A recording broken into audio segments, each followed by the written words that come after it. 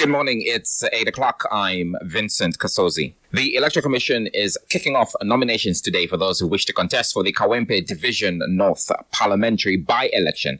The nominations will take place at the Electoral Commission offices in Kawempe. The first candidate will be nominated at 9 a.m. and others will follow subsequently. The returning officer designated by the Electoral Commission for this by-election is Henry Makabayi.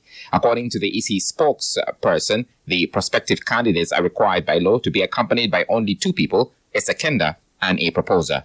The nominations will close tomorrow evening. The seat fell vacant following the death of former MP Mohammed Sejirinya last month. The State Minister for Youth, Balaam Barugahara, has urged the government to consider granting amnesty to young people who have failed to repay billions of shillings from the Youth Livelihood program. He plans to present a proposal to Cabinet and Parliament suggesting that beneficiaries currently in hiding due to unpaid loans be given a waiver. Speaking before the Parliamentary Committee on Gender, Barugahara argued that tracking and arresting defaulters might be more costly than writing off the loans. His remarks followed Nakaseke Central MP Alan Mayanja's inquiry about recovering funds from the Uganda Women Entrepreneurship Fund and the Youth Livelihood programs. Barugahara cited challenges like the COVID-19 and lack of guidance to the beneficiaries as key reasons for defaults and called on Parliament to address the issue by possibly cancelling the debts. We should find a common position to support all young people. Those who fail to pay, maybe we could consider as government to the way we give amnesty to everything. As government, we may decide to encourage them, to give them a period of grace to pay slowly, other than because when they received money, they were youth. Now in 2018, 2015, if you received money and you were youth, now they are old men. So we should not make them lose their home or run away from their home. Parliament is to hold a special women parliamentary sitting on Monday next week as a way of commemorating International Women's Day. Speaker Anita Among noted that women from different parts of the country will be selected to come to Parliament and sit in the parliamentary chambers to debate different issues concerning them. This debate will precede a trip to Chankwanzi, where the women will then join the national celebrations.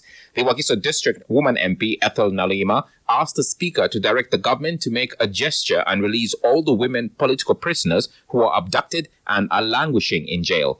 The woman MP Soroti City Achom Joan tasked the Speaker to give a directive to government to allow even the opposition women MPs to organize their own Women's Day celebrations in their areas, noting that last year the security organs refused them to congregate.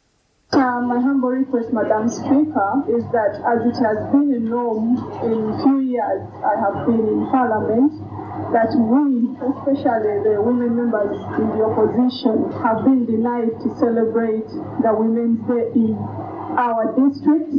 I would request as a house, as you, her mother, give a directive that we be allowed to celebrate our Women's Day just like any other MP in any other party.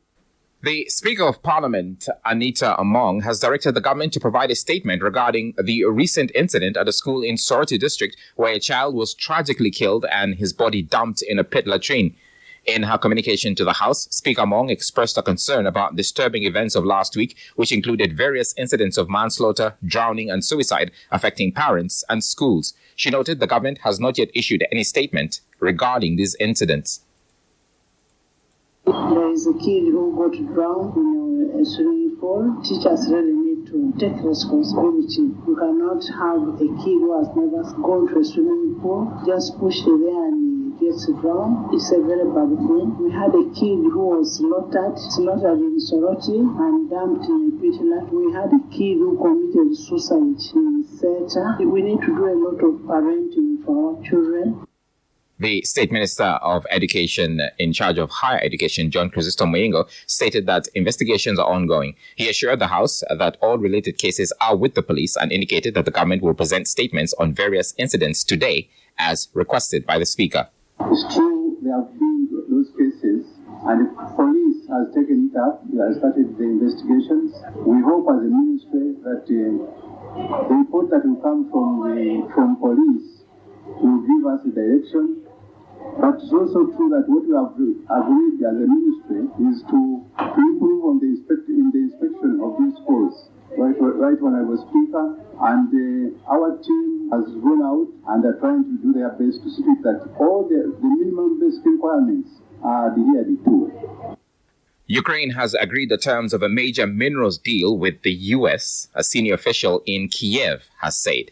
Media reports say that Washington had dropped initial demands for a right to $500 billion in potential revenue from utilizing the natural resources. U.S. President Donald Trump said he was expecting his Ukrainian counterpart, Volodymyr Zelensky, to sign the deal this week after the two leaders exchanged strong words about each other. Without confirming that an agreement had been reached, Trump said yesterday that in return for the deal, Ukraine would get the right to fight on. That's the news at 8 o'clock. For these and more stories and the latest updates, log on to sanufm.com.